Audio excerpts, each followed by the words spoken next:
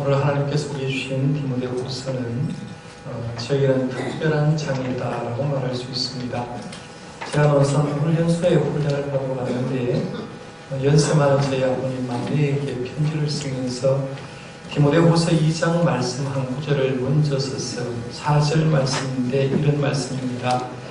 병사로 복무하는 자는 자기 생활에 얽매이는 자가 하나도 없나니 이런 병사로 모집한 자를 기쁘게 하려 함이라 라고 말하면서 아들에게 편지를 쓰면서 디모데후서 2장 4절 말씀 먼저 기록하고 군대 생활에 이미 들어갔으면 군대 생활에 모집한 사람들을 기쁘게 해야 되지 집이나 부모 걱정하지 않고 군대 생활에만 충실하라 라고 쓴 말씀이 기억이 납니다.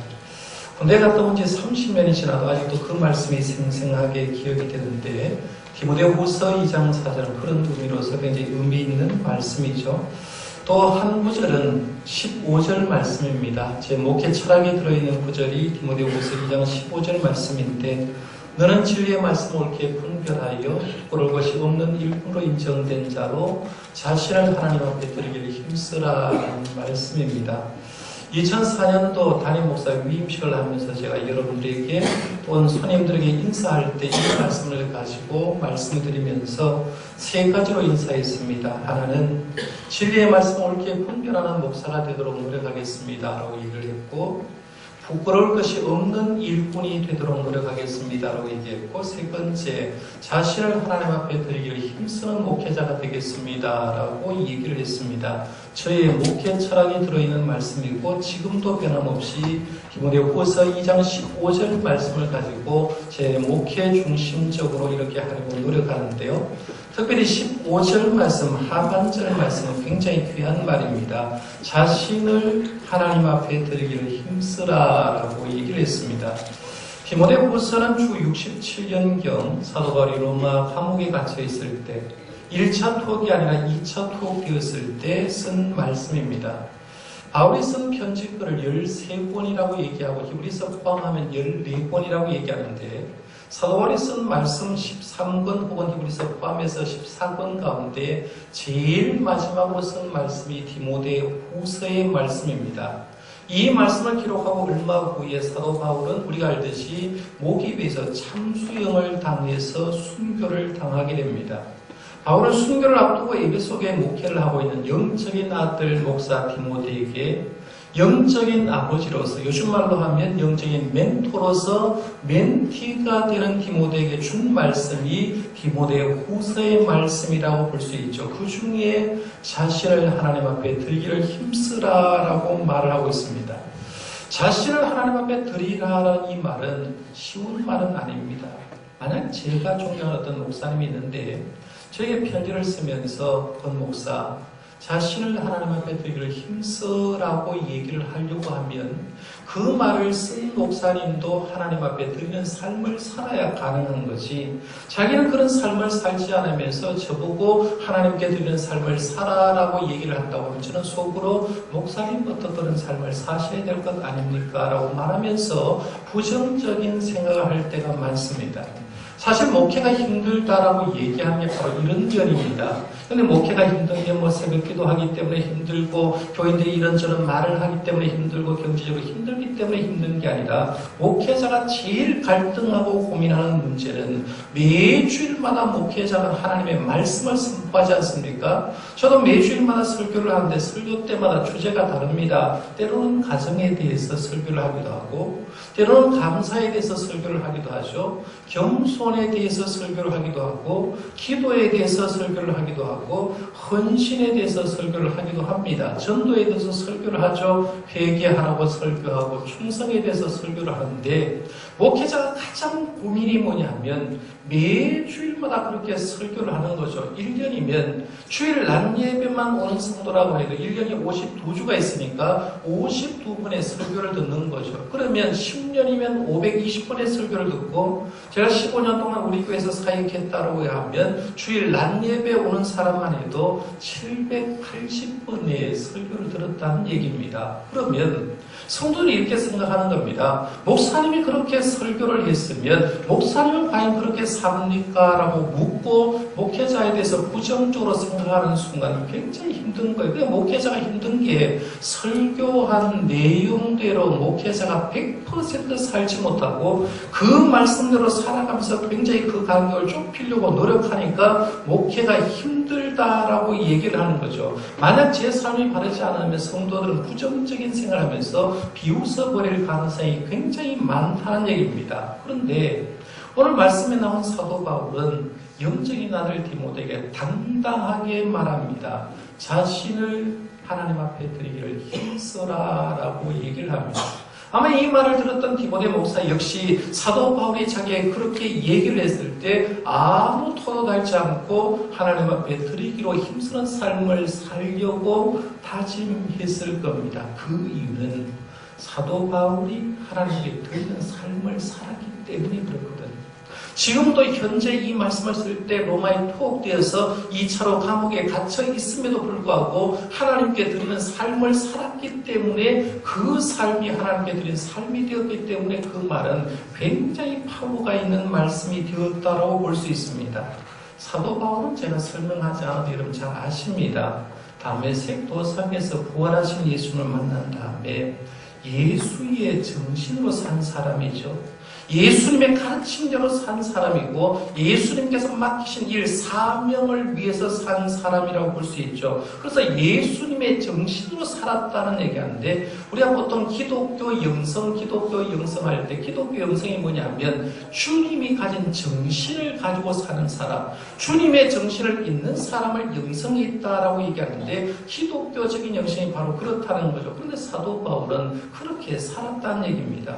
이방인의 사도란 직분을 받고 살아가는데 충성스럽게 감당했어요.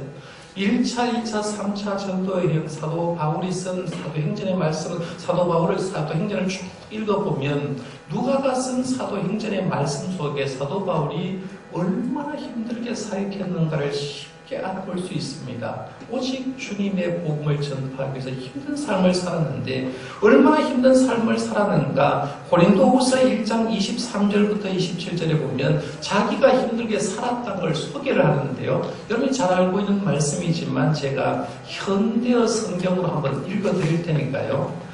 여러분이 하나님께 부름받고 이런 일을 당했을 때 과연 신앙생활을 제대로 지켰을까 한번 생각하면서 한번 들어보시길 바랍니다. 고린도서 1장 23절부터 읽어드릴게요.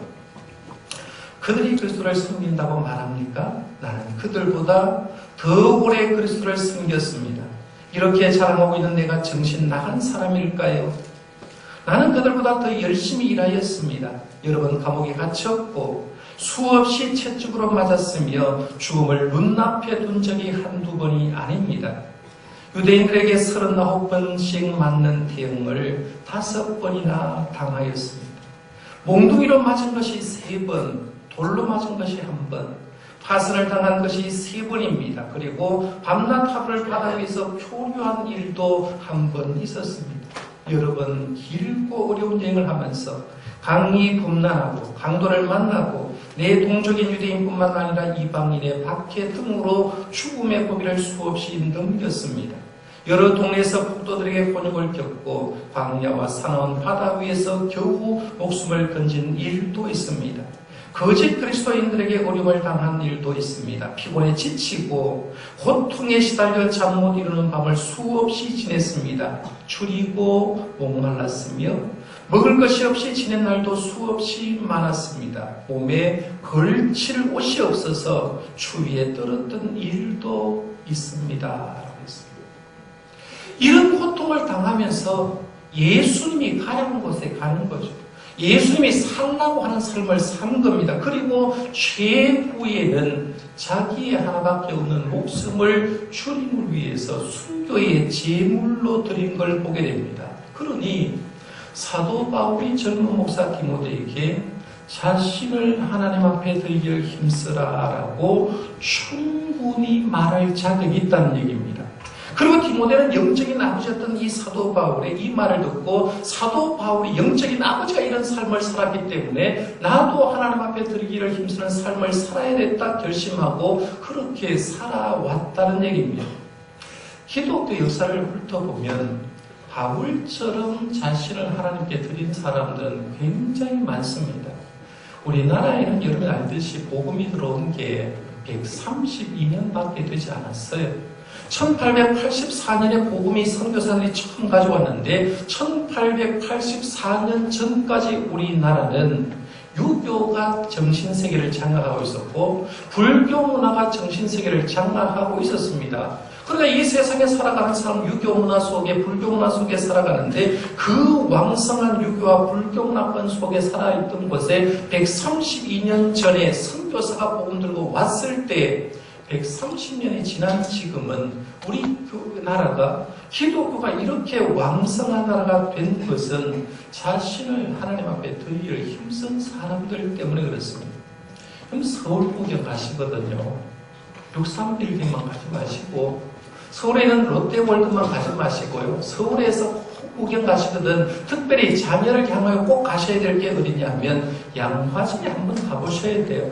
양화진에 있는 외국인 선교사 묘역에 한 번 정도 가보면서 자녀들에게 묘지 구경 좀 시켜줘야 됩니다. 그러면서 자녀가 묻겠죠. 왜 이렇게 외국인들이 여기에 많이 묻혀 있습니까? 라고 물으면 수많은 선교사들이 우리나라를 전도하기 위해서 이 땅에 와서 그의 목숨을 드린 사람이다. 수없이 많은 젊은 선교사들이 여기 와서 죽었고 선교사의 아내들이 함께 따라와서 죽었고 선교사의 자녀는 부모님과 함께 왔다가 이 세상에서 죽은 인물들이 양화진 선교사 묘역에 가보면 감동적으로 남아있다는 거죠. 그런 걸 한번 보여주면 자녀의 인생에서 얼마나 신학적으로 클까 한번 생각해 보는데요. 외국인 선교사 묘역에 가면 하나님께 드린 사람 많습니다. 우리나라 가운데도 하나님께 자신을 드린 목회자들 굉장히 많아요. 여러분이 아는 한국 1907년 7명의 목사님이 최초로 안수를 받는데 7명 목사 가운데 건장하셨던 이기풍 목사님은 내가 이 한국 땅에 있을 것이야. 그때만 해도 제주도를 외국이라고 생각했는데 선교 나가야겠다 생각하고 배를 타고 제주도에 가서 제주도를 변화시킨 이기풍 목사님 같은 분도 자신을 하나님 앞에 드리기를 힘쓴 사람이죠. 김익도 목사님 같은 분, 부흥회와 전도로 통해서 유명한 사역했던 김익도 목사님도 하나님께 드린 사람이죠. 나병 환자를 위해서 사역했던 여수 예양원교회 손양원 목사님 같은 분도 하나님께 드린 사람이고 신사천배를 거부하면서 신앙의 순교를 지켰던 평양 산정영교회 주기철 목사님 같은 분도 하나님께 드린 사람이죠. 아름다운 빈손이라고 얘기하고 템플타운 상을 수상한 서울 영락교회고 한경진 목사님 같은 분도 하나님께 드린 사람이라고 볼 수 있습니다. 한국교회 지금 이렇게 인건 목회자에 대해서 욕을 많이 하지만 하나님 앞에 드리려고 했던 수많은 목회자들의 헌신 때문에 한국교회가 이렇게 있는 줄 여러분 믿으시길 바랍니다. 이걸 보지 못하면 안 되는 거예요. 그런데 저는 오늘 목회자 얘기를 하지 않고 하나님께 자신을 드린 평신도 두 사람을 소개할 겁니다. 한 사람은 어렴풋이 아는 사람이고 한 사람은 아마 여러분이 예수님을 50년, 60년 믿어도 한 번도 들어보지 못한 사람을 좀 소개하려고 합니다. 첫 번째 사람은 이세종 씨라는 분입니다. 성자 이세종 씨인데요. 이세종 씨를 혹시 들어본 분 계세요? 이세종 씨. 기독교 영성가 최고의 대부입니다. 우리나라에. 없죠. 그 얘기를 좀 해드리려고 합니다. 이세종 씨는 전라남도 화성군 도안면 동광리 개천산 기슭계 산골에 가면 이세종 수양관이라고 있습니다. 제가 직접 지난 월요일에 사실은 가보고 사진을 찍어와서 여러분께 설교하려고 해서 저는 이미 이세종 씨라는 사람에 대해서 파악이 다 됐기 때문에 현장을 좀 검증하고 사진을 찍어서 오려고 했는데 거리를 검색해 보니까 한 235km 나와요. 왕복 600km 나와서 월요일 하루는 너무 힘들겠다 싶어서 가보지는 못했지만 오늘 그냥 설교로 말씀을 드리겠습니다. 이세종 씨는 1880년 태어나서 1942년 돌아가신 분입니다. 태어나니까 3형제 중에 막내예요. 아버지가 일찍 돌아가셨습니다. 가정의 형편이 너무나 안 좋아서 남의 집 머슴사로 들어갑니다. 머슴사로 들어가니까 얼마나 귀찮겠습니까? 그러니까 꿈이 하나예요. 가난에 한이 맺히니까 어떻게든지 돈을 벌어서 밭을 사고 논을 사고 집을 지어서 멋진 인생을 좀 한번 살아보리라고 생각했습니다. 그러니까 돈을 모으기 위해서 머슴살이부터 시작해서 돈을 열심히 악착같이 모았습니다. 자린고비로 살았어요. 악착같이 재산을 모은 결과 40살이 되었을 때 이세종씨는 그 시골 동네에 백마지기의 논과 밭을 산 거예요. 시골 동네에 엄청난 재산을 모아놨어요. 큰 부자가 되었습니다. 그렇지만 자기 부인이 자기하고 16살 차이가 났어요. 16살이 난 아내하고 관계 속에서 자식이 생기지 않은 겁니다. 그래서 아이를 하나 낳고 싶은데 돈은 있고 아이가 없으니까 힘들어서 무당한테 물어봤더니만 어떤 촌터에다가 신당을 하나 짓고 거기서 뭐 기도를 하면 안 되겠냐라고 해서 신당을 하나 짓게 됩니다. 그 신당을 짓는데 신당을 짓는 사람이 누구냐 하면 또 목수가 기독교 집사님이 한 분 목수인 거예요. 예수를 믿는 사람이 이제 목수니까 자기 일이니까 돈 벌어 살기 위해서 그 신당을 짓게 됩니다. 그런데 그 사람을 가만히 보니까요. 자, 일을 하면서 흥얼흥얼 하는데 찬송을 막 부르는 거예요. 잠을 먹고 정신을 먹고 시간만 하면 성경을 읽는 겁니다. 그러니까 이 세종이가 생각하는데 저 사람은 별다른 사람 같더라는 거죠. 저렇게 힘든 일을 하면서 기뻐하는 모습을 보면 이상하니까 그가 가지고 있는 성경책을 좀 빌려달라고 얘기를 하는 겁니다. 성경책을 빌려서 보는데 문제는 이세종은 머슴살이로부터 살았기 때문에 한글을 깨우친 적이 없어요. 글을 모릅니다. 글을 모르니까 성경책을 가지고 동네에 가서 동네 남자들이 모인 사랑방에 가가지고 글 아는 사람들에게 읽어달라고 성경 첫머리부터 좀 읽어달라고 얘기를 했습니다. 부탁받은 사람이 창세기 1장을 딱 펼치고 1절 말씀을 읽었습니다. 창세기 1장 1절 알죠? 태초에 하나님이 천지를 창조하시느니라. 태초에 하나님이 천지를 창조하시니라라고 읽는데 태초에 하나님이 천지를 창조하니라 이 말씀을 읽는 순간 이 세종의 마음속에 변화가 일어나는 거죠. 이 세상을 누가 만들었냐라고 얘기하니까 태초에 하나님이 천지를 창조하셨다라는 것을 말씀이 나오니까요. 하나님이 보이는 하나님이 만드신 창조세계가 그 순간 눈이 바뀌어버리는 거예요. 그동안 봤던 자연이 그냥 자연이 아니라 하나님이 만드신 자연이라고 생각하니까 자연이 자기의 형제처럼 느껴졌고 천지가 자기의 집처럼 느껴졌다는 거예요. 태초에 하나님이 천지를 창조하시는 이 말씀을 듣는 순간 춤을 추면서 어쩌면 옆에 사람 볼 때 미친 사람처럼 변해버린 거죠. 놀라운 현상이 벌어졌습니다. 그동안 세상에 것만 집착해서 살던 그가 내가 얼마나 바보처럼 살아났는가 하는 걸 깨닫기 시작합니다. 그 후에 이세종은 성경은 보고 싶은데 한글을 모르니까 그 한글을 성경을 보기 위해서 한글을 배우는 걸 배운 거죠. 그때서야 40이 넘어서 한글을 배우고 40이 넘어서 한글을 배워서 성경을 독파를 하는데 목회자의 지도 없이 자기가 성경 보고 성경 속에서 예수님 어떻게 살았고 어떤 정신으로 살아야 되는가 성경 말씀을 꿰뚫기 시작해버렸습니다. 그동안의 삶은 호리대금업자처럼 돈 벌기 위해서 그렇게 호리대금업자처럼 돈을 빌려주고 많은 이자를 받았는데 자기가 하나님을 만난 다음에 마치 삭개오가 예수를 그 집에 모신 다음에 삶이 확 바뀌어버린 것처럼 그의 삶이 변화가 되는데 남에게 빚을 주고 문서를 가지고 있는 빈 문서를 다 태워버렸거든요. 그 많던 재산도 팔아서 거린과 어려움을 당한 사람들, 가난한 사람들에게 나눠주기 시작했습니다. 그동안엔 자식에게 미련이 남아가지고 산당도 만들고 빌면 되겠다고 생각했는데 예수님을 믿어보니까 예수님 안에서 예수 믿는 사람은 영원히 산다라는 걸 깨닫게 되는 거죠. 자식이 별 필요가 없겠구나 생각하고 그 자식에 대한 미련도 다 포기를 해버렸습니다. 예수를 만난 뒤에 그는 모든 것을 버리고 버렸습니다. 그래서 이세종은 자기의 성씨가 이씨에다가 그 다음에 자기 이름을 붙일 때 그 다음에 뭐라고 붙였느냐 하면 빌공자를 써서 자기 스스로를 이공이라고 한 거죠. 내 이름은 이공이다. 나는 비우는 사람이다라고 해서 이공자를 써서 철저하게 부인하는 거죠. 그래서 예수를 믿고 난 다음에 사람에게는 기본적인 오역이 있지 않습니까?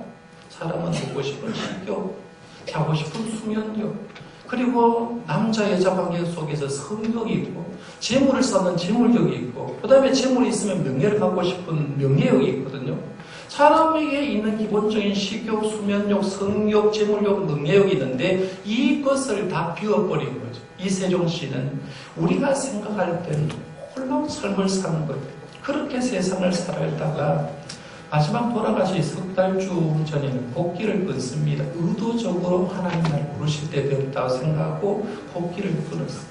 자기가 가까이 했던 친구, 제자들 5사람이 마른 장작처럼 마른 그 거짓옷을 입고 있는 이세종에 둘러섰을 때 그가 하나님께 부름을 받는데 이세종이 뭐라고 하냐면 올라간다, 올라간다, 올라간다 하면서 찬송하면서 세 마디를 딱 하고 하나님께 부름을 받았는데 63세로서 생을 마감했습니다. 100마지의 전답을 가진 그가 죽을 때 남긴 건 땅 한 평도 남기지 않았습니다. 옷 한 벌도 제대로 남기지 않았습니다. 그러면 우리 생각에는 그 사람 비참한 사람이라고 생각하는데 그 뒤에는 예수님께 그의 삶을 드리고 하나님께 그의 삶을 드린 사람들이 남기지 않겠습니다. 이 세종시의 영향을 받은 사람 가운데 한 분이 이현필 씨라는 분이 있습니다. 아마 이현필 씨도 여러분 중에는 모르는 분이 대단할 많을 거예요. 책 제목이 맨발의 성자 한국의 선 프란치스코 이현필 이렇게 나오는데요. 이현필 씨는 자기 스승이었던 이세종시를 닮아가지고 고아들과 그림들을 위해서 특별히 폐병 환자들을 도와주는 사역이 있어요. 폐병 환자 걸린 사람이 동네에서 쫓겨나는데 눈길을 걸어가면서 음식 얻어와가지고 그 폐병 환자를 섬겼고 자기도 폐병을 얻어가지고 이 세상을 살다가 세상을 떠났습니다. 그래서 보세 사람은 그 사람을 이렇게 하는 거죠. 맨발의 성자다. 맨발의 성자. 한국에서 난 성 프란치스코 같은 사람이다 라고 얘기하면서 이 세종시의 영향을 받은 사람이 이 이현필 씨라는 사람이 있어요.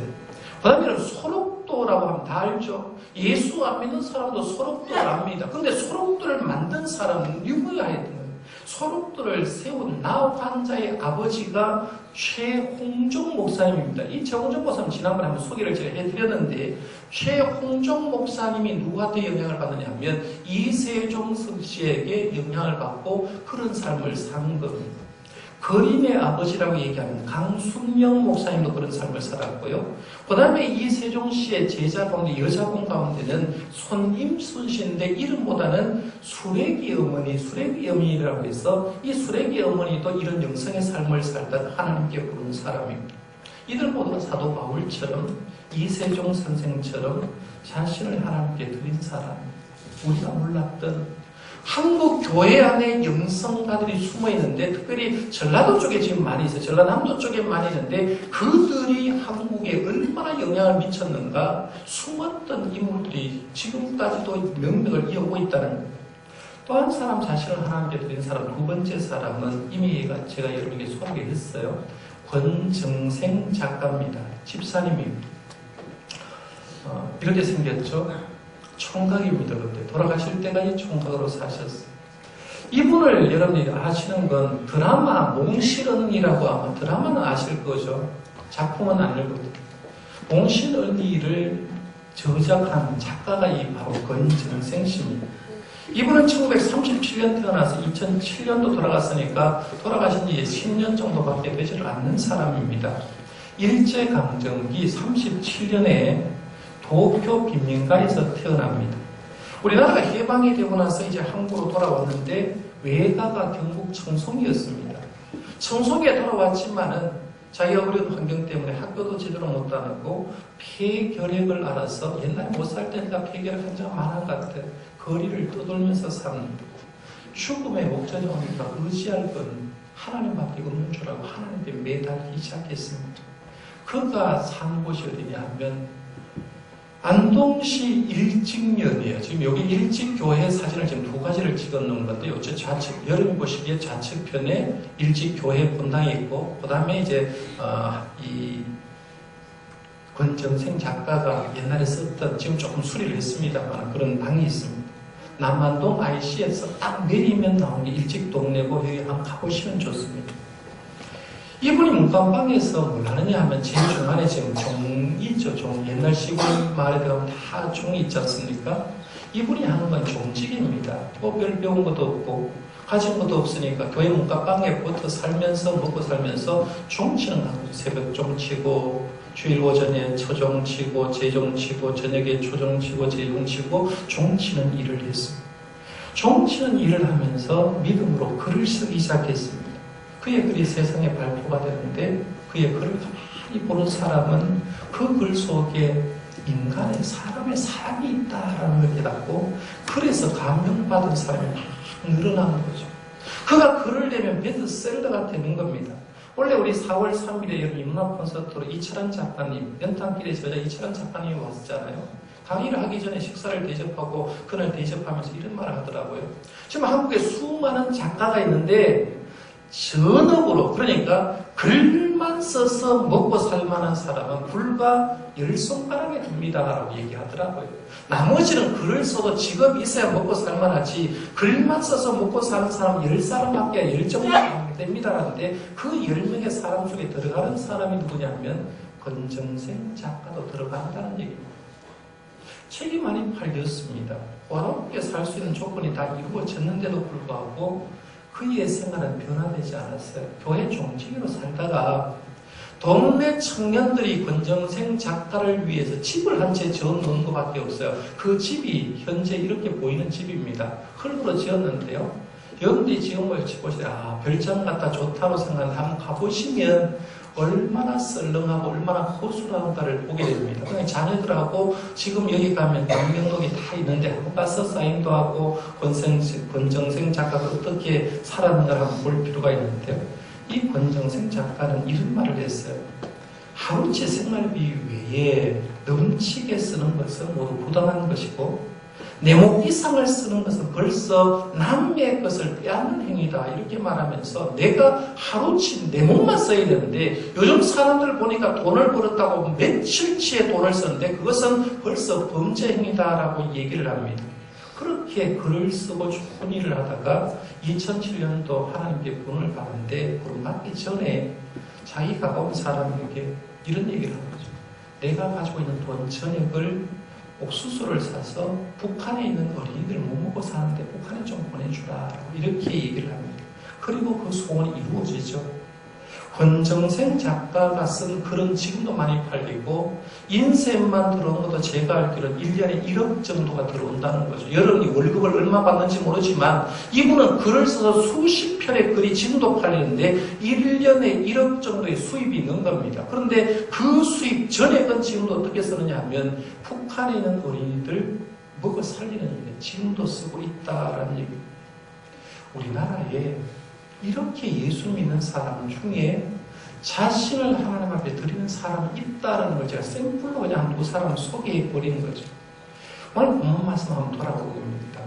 자신을 하나님 앞에 드리기 힘쓰다 했던 사도 바울이 어떤 정신으로 좀 살았는가 한번 볼 필요가 있습니다. 제가 11절, 12절만 좀 보려고 하는데요.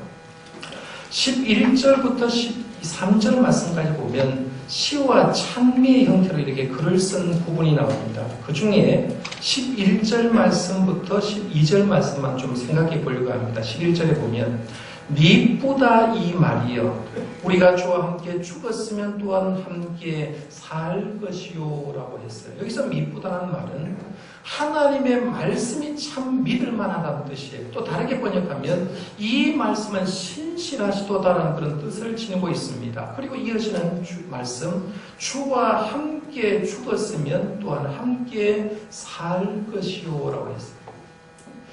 주님과 함께 죽었다는 말은 옛사람이 죽었다는 말이거든요. 내가 예수 믿고 옛사람은 죽었다고 하는 말은 그러면 새사람이 살았다는 말, 그 얘기하는 거죠.